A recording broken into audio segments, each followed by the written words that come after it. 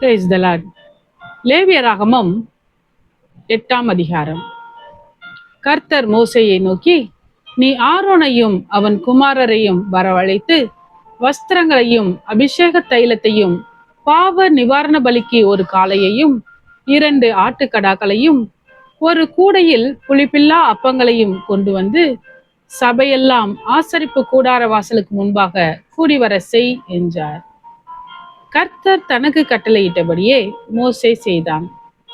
சபை ஆசரிப்பு கூடார வாசலுக்கு முன்பாக கூடின போது மோசே சபையை நோக்கி, செய்யும்படி கர்த்தர் இட்ட காரியம் இதுவே என்று சொல்லி, கர்த்தர் தனக்கு கட்டளையிட்டபடியே மோசே ஆரோனையும் அவன் குமாரரையும் வரவழைத்து அவர்களை ஜலத்தினால் ஸ்நானம் பண்ணுவித்து அவனுக்கு உள்ளங்கியை போட்டு இடைக்கச்சையை கட்டி மேலங்கியை உடுத்தி ஏபோத்தை தரித்து அதின்மேல் ஏபோத்தின் விசித்திரமான கச்சையை கட்டி அவனுக்கு மார்பதக்கத்தை அணிந்து மார்பதக்கத்திலே ஊரிம் தும்மிம் என்பவைகளையும் வைத்து அவன் தலையிலே பாகையை தரித்து பாகையின் மேல் அவன் நெற்றியிலே பரிசுத்த கிரீடம் என்னும் பொற்பட்டத்தை கட்டினான்.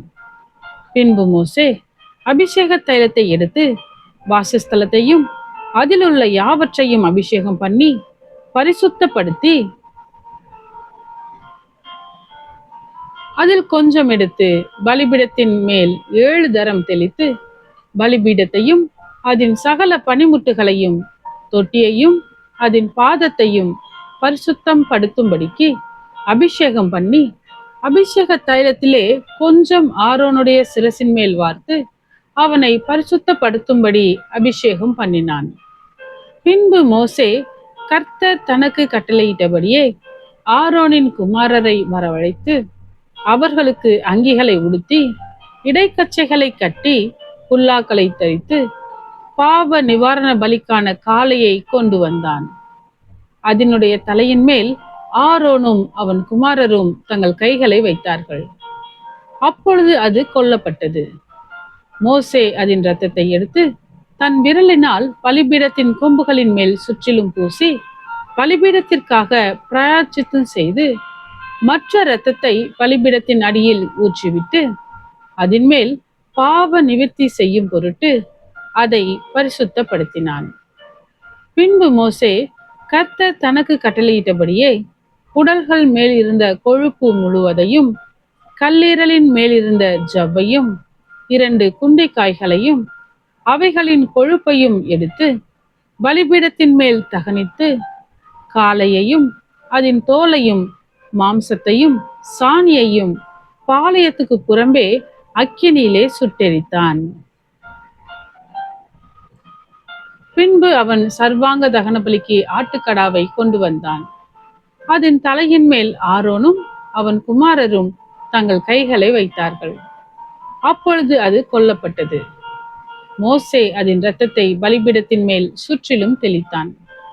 ஆட்டுக்கடா சந்து சந்தாக துண்டிக்கப்பட்டது. கர்த்தர் தனக்கு கட்டளையிட்டபடியே மோசே அதன் தலையையும் துண்டங்களையும் கொழுப்பையும் தகனித்தான். குடல்களையும் தொடைகளையும் தண்ணீரால் கழுவின பின் மோசே ஆட்டுக்கடா முழுவதையும் பலிபீடத்தின் மேல் கர்த்தருக்கு சுகந்த வாசனைக்கான சர்வாங்க தகன பலியாக தகனித்தான். பின்பு பிரதிஷ்டைப்படுத்துவதற்குரிய மற்ற ஆட்டுக்கடாவை கொண்டு வந்தான். அதன் தலையின் மேல் ஆரோனும் அவன் குமாரரும் தங்கள் கைகளை வைத்தார்கள். பின்பு அது கொல்லப்பட்டது.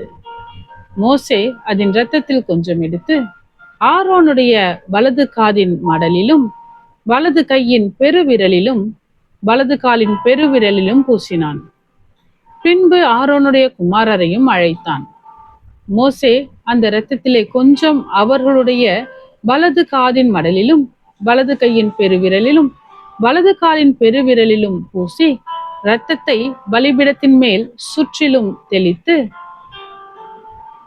கொழுப்பையும் வாளையும் குடல்கள் மேலிருந்த கொழுப்பு முழுவதையும் கல்லீரலின் மேலிருந்த ஜவ்வையும் 2 குண்டிக்காய்களையும் அவைகளின் கொழுப்பையும் வலது முன்னந்தொடையையும் எடுத்து கர்த்தருடைய சந்நிதியில் வைத்திருந்த புளிப்பில்லா அப்பங்களின் கூடையில் உள்ள புளிப்பில்லா அதிரசத்தில் ஒன்றையும் எண்ணெயிட்ட அப்பமாகிய அதிரசத்தில் ஒன்றையும் ஒரு அடையையும் எடுத்து அந்த கொழுப்பின் மேல் முன்னந்தொடையின் மேலும் வைத்து அவைகளை எல்லாம் ஆரோனுடைய உள்ளங்கைகளிலும் அவன் குமாரருடைய உள்ளங்கைகளிலும் வைத்து அசைவாட்டும் பலியாக கர்த்தருடைய சந்நிதியில் அசைவாட்டி, பின்பு மோசே அவைகளை அவர்கள் உள்ளங்கைகளிலிருந்து எடுத்து பலிபீடத்தின் மேல் இருக்கிற தகன பலியின் மேல் தகனித்தான்.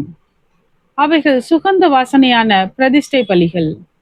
இது கர்த்தருக்கு தகன பலியானது.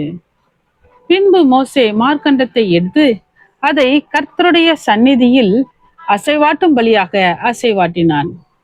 கர்த்தர் மோசேக்கு கட்டளையிட்டபடியே பிரதிஷ்டையின் ஆட்டுக்கடாவிலே அது மோசேயின் பங்காயிற்று. மோசே அபிஷேக தைலத்திலும் பலிபீடத்தின் மேலிருந்த இரத்தத்திலும் கொஞ்சம் எடுத்து ஆரோன் மேலும் அவன் வஸ்திரங்கள் மேலும் அவன் குமாரர் மேலும் அவர்கள் வஸ்திரங்கள் மேலும் தெளித்து ஆரோனையும் அவன் வஸ்திரங்களையும் அவன் குமாரரையும் அவன் குமாரரின் வஸ்திரங்களையும் பரிசுத்தப்படுத்தினான்.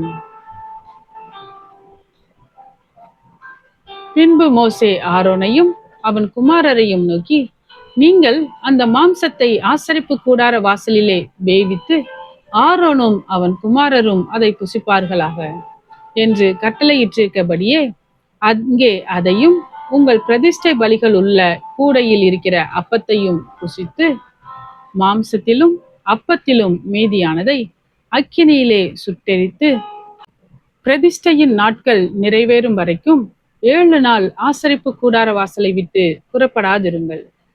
7 நாளளவும் நீங்கள் பிரதிஷ்டைப்படுத்தப்படுவீர்கள். இன்று செய்தது போல உங்கள் பாவ நிவிர்த்திக்காக இனிமேலும் செய்ய வேண்டும் என்று கர்த்தர் கட்டளையிட்டார்.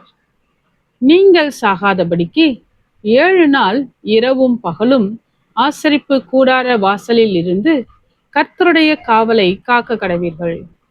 இப்படி நான் கற்பிக்கப்பட்டேன் என்றான். கர்த்தர் மோசேயை கொண்டு கட்டளையிட்ட எல்லா காரியங்களையும் ஆரோனும் அவன் குமாரரும் செய்தார்கள். ஆமென். பலியை பார்க்கிலும் கீழ்ப்படுதலும் ஆட்டுக்கடாக்களின் இனத்தை பார்க்கிலும் செவி கொடுத்தலும் உத்தமம்.